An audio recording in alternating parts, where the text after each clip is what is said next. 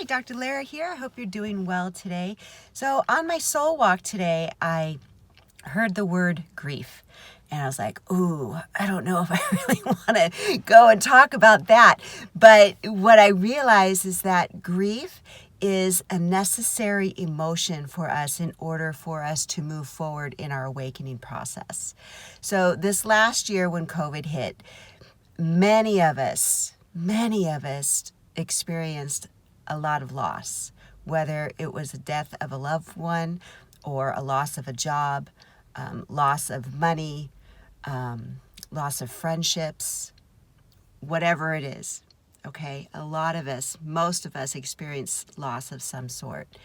And it's really important to experience the emotion of grief, because when we experience the grief, it allows us to let go of that energy. So if you're feeling a lot of tightness in your chest, if your heart physically aches, if it's hard for you to breathe sometimes, that's all trapped energy.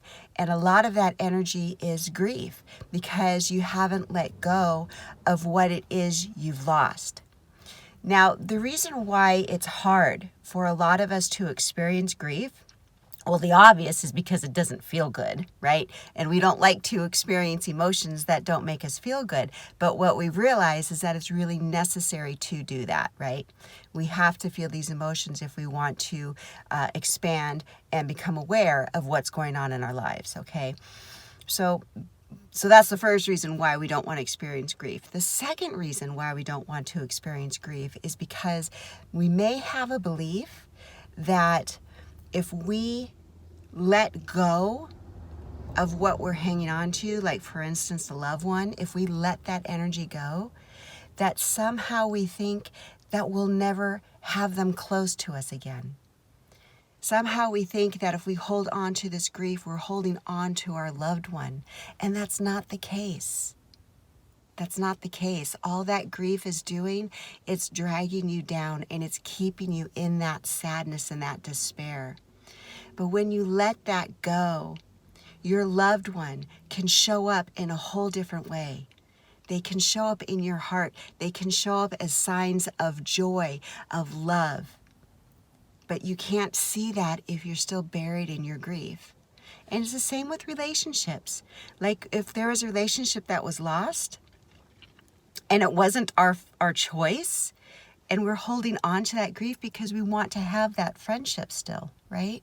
But if we come to terms with everything is always working out in our highest good, and jobs and people and relationships and all that kind of stuff, it's falling away from our lives because it's letting go of lower density energy. And it's making room for other things to come into our lives that are much better for us, more in alignment with our soul. So if you're holding on to grief, just realize that the grief, it's not keeping these people close. It's not keeping this energy close. It's burying you in a mountain of sadness. So if you can begin to let that go, just set the intention to begin to let things go, and to bring in the perspective that you're letting this stuff go because it's making room for more wonderful things to come into your life, it might make it a little bit easier for you to let go of what it is you're holding on to. I hope that helps.